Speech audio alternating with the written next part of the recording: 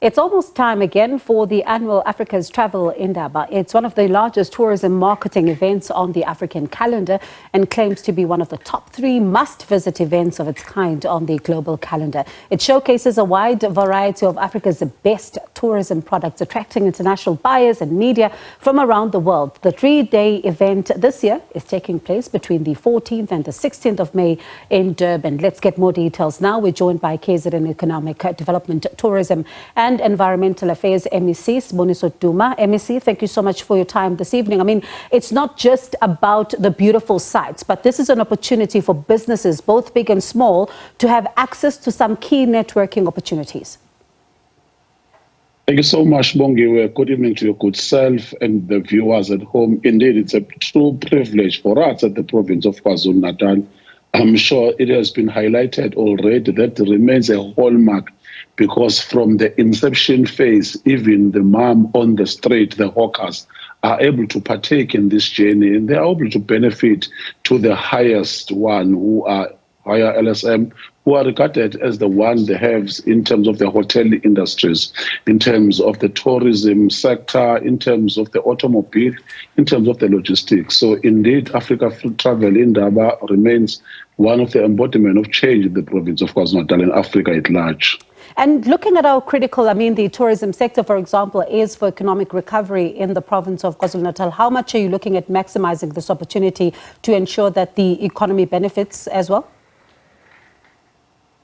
It's true that we have suffered COVID, July unrest, and the floods. So it means that whatever opportunity that comes on our way, we must maximize the effort, which is why you'll come across with the warm people who understand the trust and the principle that as long as we attract more investors, it means more employment opportunities for our people. It means more investment for the province at the same time, and it means more things that are going to come in the province, because we tend to sell the brand called KwaZulu-Natal, and there is a stability. In fact, I'm sure you know that we attracted almost 7 million during December around eThekwini and in our coastal beach, as we boast with 600-kilometer coastlines. There is a lot of improvement, and people tend to enjoy this province of KwaZulu-Natal, and we hope even this one will attract more tourists and more investors at the same time. And how then do you begin to also contend with some concerns, of course, that would have been raised around, service delivery, water issues in some parts then,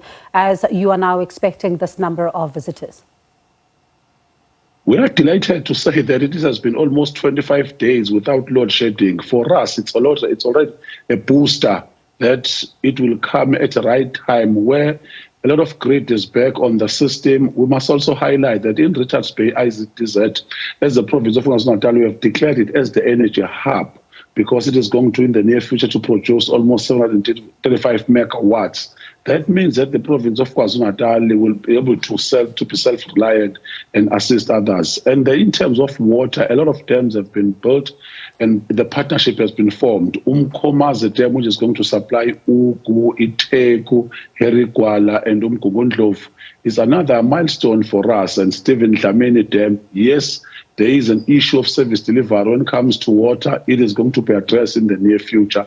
And for us, there is a light at the end of the tunnel. We are comfortable as the province that some of the things have been resolved, at least major milestone when it comes to aquatic pipes, when it comes to eThekwini, which is our metro. That project has been completed. Most of the reservoirs, they do have water. So it is other issues like the issue of tarring certain strategic roads and other strategic matters. And, as you've seen, of course, in the past with some of these events, you would have some of those who say that, these events come, but there's only access for some business people, but not others, and they don't trickle down, to the people on the ground when it comes to investment and development, especially where small businesses are concerned. So how then do you ensure, as the KZN government, that everyone is included here and is able to benefit?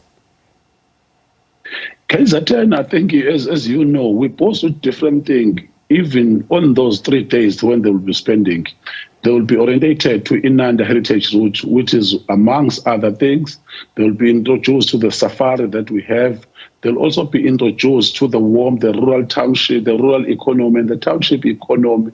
They will understand and eat our cuisine. But the reality is that we do have the tourism as an entity within the ATI, the department, where we just go and create the versatility in our areas. You go to township these days, there are already outlets that are complementing this process. You go to rural areas around the nice rivers and beautiful mountains, people have already designed their facilities as Airbnb and all those things. So it's no longer the reality that when these 3 days are gone, people are going to starve. No, we are going to create, we've already created a complementary effect. Even mega industries like the automobile, you know that Utoto at some point in time was in the province of KwaZulu-Natal, but reliant on Japan as a country. But these days, even some of the harness are found around the area of eThekwini as well. And there are a lot of holistic or the issue of value chain people engaging in this process. So we are comfortable that this is giving us opportunity. But after this benchmark exercise, I'm sure we have grown, and Inkosi Albert Luthuli is hosting a lot of other events. So it means that the hotel industries is attracting, and other local municipalities in the province of KwaZulu-Natal are also becoming so reliant in terms of events, because there is a proper coordination, and our events or our calendar is always filled with strategic things that are ensuring that KZN as a province becomes a versatile area, becomes an attraction point for people to come and see our different environmental matters that have been given to us by God and some of the developed by government. And MEC, before I let you go, I mean, I'm sure you'll agree that I can't let you go without asking you this. I mean, there's reports, of course, on the termination of the contract of Amazulu King Misuzulu Gazwelithini's praise singer, and this leading to some mixed reaction, with some saying that government is playing politics, but also looking at the statement that has then been released on behalf of the king. He says he's disappointed because the province of KwaZulu-Natal, the government that is operating as though he doesn't exist, and he says that the government is, treating him in a disrespectful manner. Your response? My response is unfortunate that during election, everything become a tool that is going to be utilized for electioneering. You know that at the OTP, the Premier has been highlighting that we must prioritize some strategic sectors. At the same time, we all understand that there's a scarcity of resources. The system of government in these days at the level of Premier is bloated. So we've been blamed that we utilize the money on paying the services in terms of salaries as opposed to be doing goods. When we start doing that process, people are paying us. I would just say that let us give us a chance to this government and check, because for me, there is a more value add on what has been achieved in the province of KwaZulu-Natal. If you see the 30th anniversary of democracy, you can count a lot of things. Moses Mabhida, the stadium which is still being utilized, it's not a white elephant which was built in 2010. The N2 and N3 currently are under expansion. There is interchange. Gateway, Umgeni, Ibikliot, our hub has started creating a lot of opportunities. So it means that, yes, in the construction site, as to refer to the KZN province, it's something that is visible, and I'm sure we must celebrate that process and don't politicize even on something that are not fundamental, because we want to build and develop the province of KwaZulu-Natal for the betterment of our people. So you say there's nothing untoward? There's nothing. All right. MEC, thank you so much for your time. Do appreciate it. That was Siboniso Duma, KZN's Economic Development, Tourism and Environmental Affairs MEC.